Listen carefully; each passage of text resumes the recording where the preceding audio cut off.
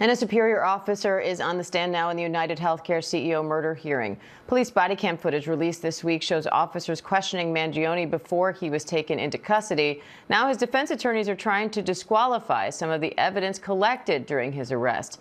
ABC News legal analyst Brian Buckmeyer has more on this. Brian, what are you watching for from this witness? So this witness is a superior officer, as you said, in the area where Luigi Mangione is being questioned, as well as having his items searched. What I'm looking at is we know that at least one of the officers on body-worn camera can be heard suggesting that a search warrant should be sought after as they continue a cursory search and then a greater search of Mangione's person and his bag. I'm looking to see if this is that officer that we supposedly hear on the body-worn camera, and I'm also looking to see what this officer says about his fellow officers and what he would have done and if they did anything correct or incorrect and how both sides use that.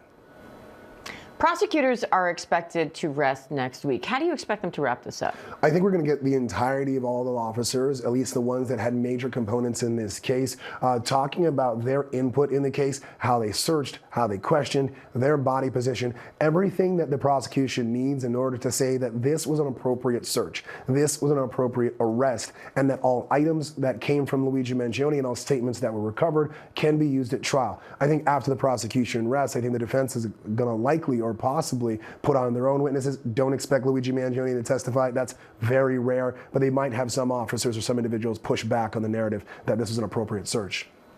And the defense has two of its own witnesses to call. What are you watching for there? I want to see who they are. Right?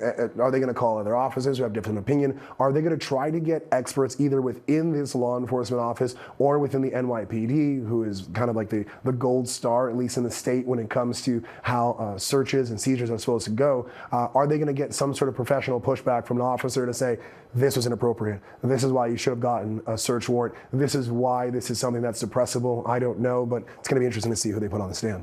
All right, Brian Buckmeyer, thank you. My pleasure.